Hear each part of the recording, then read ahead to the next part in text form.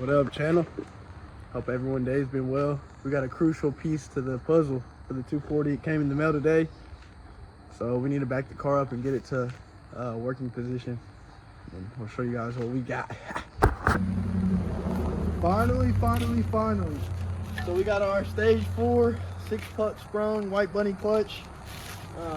Ever since we put our ID 1050Xs and turbocharged the car, of course, it has been absolutely annihilating the clutch. So we're gonna have to jack the car up, drop the exhaust, the drive shaft. We're also gonna drop the diff because who likes one wheel pills anymore? So we're gonna weld in some plates, weld the diff, and yeah.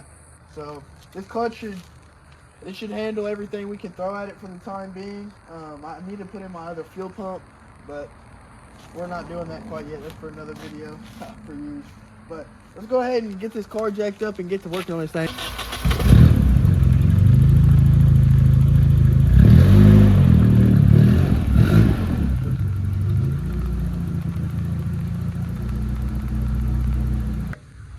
So we got the car in the air. We're gonna drop the drive shaft, of course, and the transmission. I don't think we'll have to drop the exhaust. We got it tucked and out of the way, kind of, the drive shaft and the transmission. So our transmission drain plug right there, it is extremely hard to get out. I'm not even gonna tool with it. Not the best idea. You should definitely take the drain plug out, but I don't have the breaker bar that I usually use right now, so it is what it is. Like I said, we're gonna go ahead and just keep chugging along, pulling these bolts out of the drive shaft. There's 4 here, and there's 2 to hold the, or 2 right here to hold the middle of the drive shaft, and then it'll slide backwards and out, and then we can start working on taking all the bolts out of the transmission. Got the transmission unbolted. Didn't get it on video, but we're letting the fluid drain out through where the drive shaft connects because I couldn't get a good grip on where the drain port is. So we're about to drop it all the way, and then we'll get the new clutch on, babe. Drop the diff too, need to weld it up. Got the transmission out, it's draining. Gonna go ahead and get the old clutch up.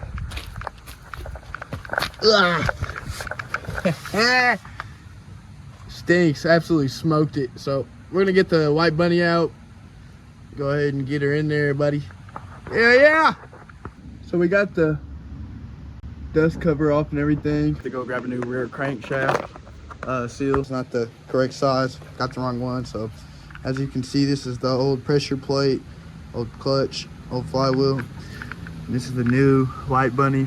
It's like 25 millimeters bigger. Everything is, so it'll have much more clamping force. And of course, this is a 6-puck sprung clutch, so definitely be able to hold up a lot of power. More than we can probably throw at it for the time until we get our fuel pump and everything in. So we're gonna go run up and swap this out because we bought this from AutoZone, and O'Reilly's has the seal we need. So let's go ahead and run up there real quick and get him. Jeep up through 24s on it. Eek, boy, don't geek. Ooh, sheesh. Rear crank seal from O'Reilly's. They thankfully had it. We've also been working. Finally got the rear diff out also. So we're gonna slide that out, get it open, and go ahead and get it welded up, and then we'll start working on the engine or the rear crank seal. So let's get to it. So wake up looking what? Finish getting everything, new throttle bearing and everything on the clutch. Get the new rear main seal in the car, and then just finish up welding this diff. We have one side kind of tacked up, not the best, but gonna go ahead and get this other side tacked up and then finish fully welding it. We've just been heating it up as much as we can with this blowtorch, absolutely as hot as we can, and then just starting to weld with max voltage on our AIM 140. It's all right penetration, but definitely enough to hold. I'm not nervous about it breaking or anything like that, so that's good. Go ahead and turn the gas on and just go ahead and get to welding. Need to finish this up. Let's get it. Didn't turn out the best, but got it welded up. Both sides. I didn't weld that corner, but everywhere else is. So I think it'll be just fine. I gotta clean it up, of course. But I also had to run and go grab some RTV. So we got some nice, whatever, high temp Thermatex, and then we got our new rear main sealant. So we're gonna go ahead and get some RTV on this, get it tossed in the car, and then we'll go ahead and get our diff cleaned out, get it together, get this clutch on, everything back running. Skip. Clean this dang dust cover up best I can before we throw it back on. She's dirty.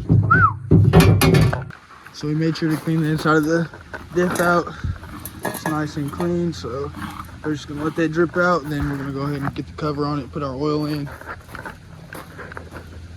We also got our dust plate cleaned up, so we're gonna go ahead and get to putting the clutch on the car after we put this gasket on. So let's go ahead and get to it. We'll go ahead and dump all this damn diff fluid. Ooh, it smells good too. Having the stuff bred in the crank to get this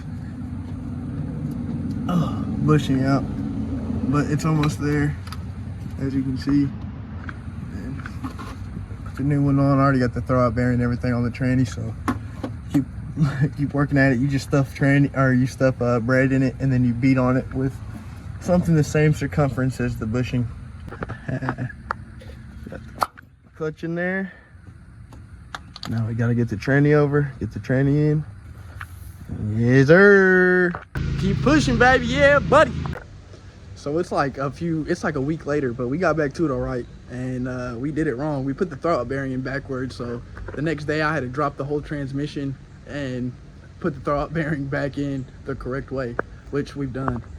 So the car, yeah, that's my brother. But anyways, the car finally has a welded diff and new clutch in it, so it can handle all the power I'm throwing at it. We're still running 7 pounds of boost. We're still gonna take you guys for a drive. Still got this jank. Still waiting on my new line to get in here or come in, but we'll run through some of these mega squirt settings that we have. Hopefully give you guys a little bit of information to help you guys out. But I'm not no tuning pro or nothing like that, but I'll tell you what, since I got the car, or since I put it on the mega squirt, it's running night and day difference better than where it was. One of these days I'm gonna get it up to a dyno, like I said, pick the tuner's brain or whatever, gather as much knowledge as I can. But until then, we're just doing butt dyno, you know, flow till she blows, if you understand what I'm saying. But like I said, I can't complain, so you guys will see how much better it's ripping when we go for the drive. And yeah, let's get to it. Yeah.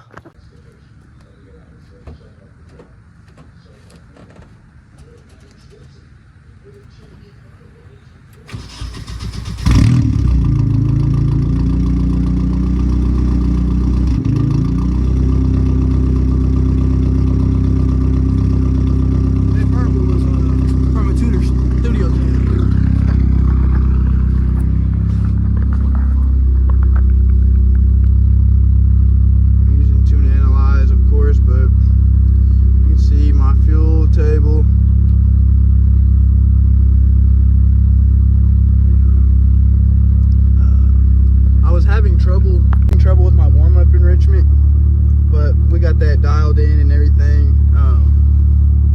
I had to taper it down just a little bit. Oops, you can see. But anyways, we're gonna go ahead and go on a little drive. I know I need to still tuck all that up.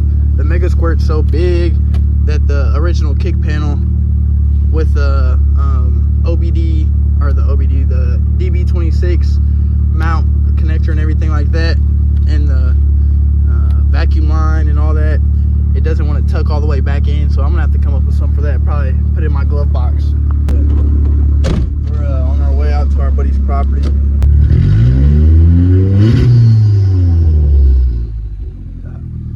Things working as it should, so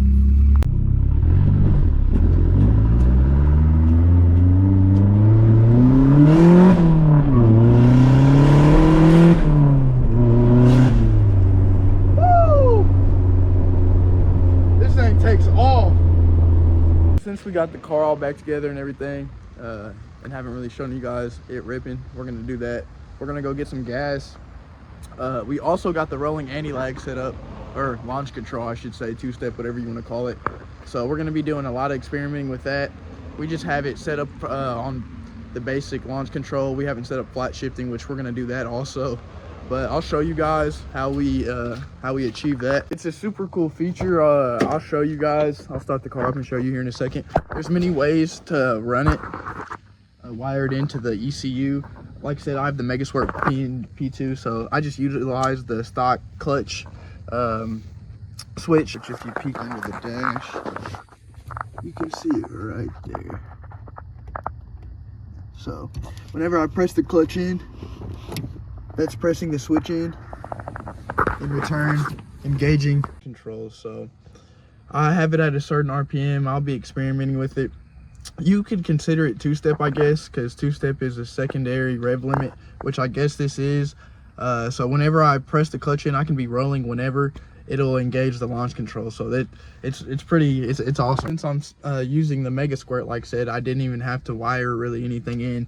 I was using bumper on the switch, so I didn't even have to press the clutch in to start the car or anything, which now, as you can see, I have to press the clutch in to start the car. So I'll show you in the Megasquirt real quick.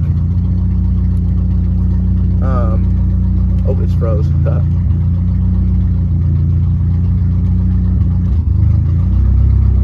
Some weird stuff. You want to make sure to go to your boost control settings. I don't know why it was leaning out like that. The heck?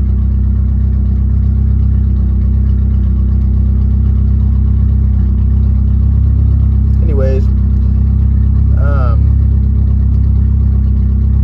want to go to your launch control, and as of now, like I said, I only have my launch control set up, but you can go to launch / flat shift, and of course that'll turn on flat shifting. So whenever you are driving hard, you don't have to let go of the throttle. It'll keep your RPM engaged at wherever you're holding your foot or wherever whenever you press the clutch in. So if I were to be going, say, 5,500 RPM and or 6,000 RPM and I'm going to shift and I press the clutch in, it will hold the RPM at 6,000 RPM until I let off the clutch again, and so I don't have to ever let off the throttle. Anyways, so we just have the launch control set up as said. We have the hard limit to 2,800 RPM and 10 degrees. So whenever I hold the throttle in, as you can see, so yeah, I need to mess with it a little more. Whenever you just turn the limiter to spark cut only and the fuel injectors are still firing, which we can do real quick, I'll show you guys. Thank you. I get a little loud here.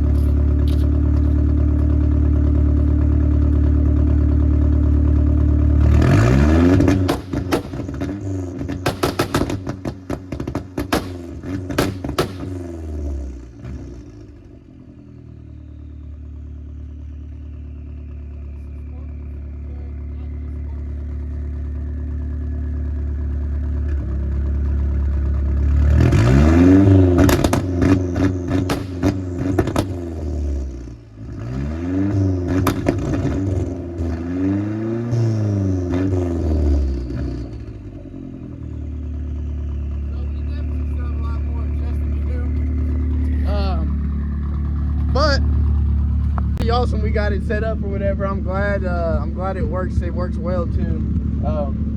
We'll test it on the road here in a second. Let's go ahead and go grab some gas. It's getting late. I'm doing good. Whoa. I'm getting taxed bad. Boy, they taxed me. Jeez. Man, ain't right. I taxed, but ain't.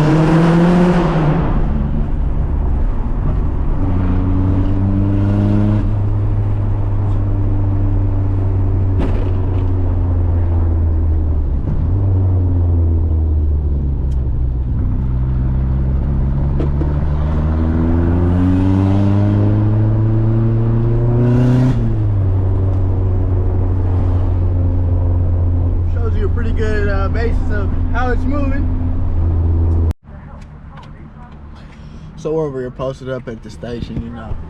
My boy's ferocious, you know. True to it, not new to it. You know, getting some Chick-fil-A, grabbing our food. About to look at some of our logs over here on Mega Log Viewer. Review some of our logs, get the car running better. We've learned a lot since our last video, and we still have a lot more to learn. You dig what I'm saying? So, next video we'll hopefully be able to get some more driving in. I wasn't able to get many clips in this video, sadly, but I need to take the car up to a track so we can actually get, you know, do a shakedown. We'll do a whole video on the shakedown whenever that comes. But yeah, it's ripping. We need to get the launch control situation figured out. I'm pretty sure it's just, I'm not quite sure, but we'll figure it out. You know, I'm not quite sure, but we'll figure it out. It works whenever, if I'm not moving, of course it's working. Well, I'm lying. It's basically when I turn it on, it's always on. It's never like it's what am I looking for? It's never like it's on and off. As in, I don't know if it's not grounding out properly, which I think it is, because to start the car you have to push the clutch in, which completes the circuit. And that's what whenever I push the clutch in, it's completing it and I can start the car. But whenever I'm going to do the launch control, for some reason it's engaged 24/7. So I'll figure it out. It's just one of them things, you know. But I hope you guys have a great night. I hope you enjoyed the video. You know, not too much on this one, but oh my gosh, you gotta be me. I just dropped my shake on myself.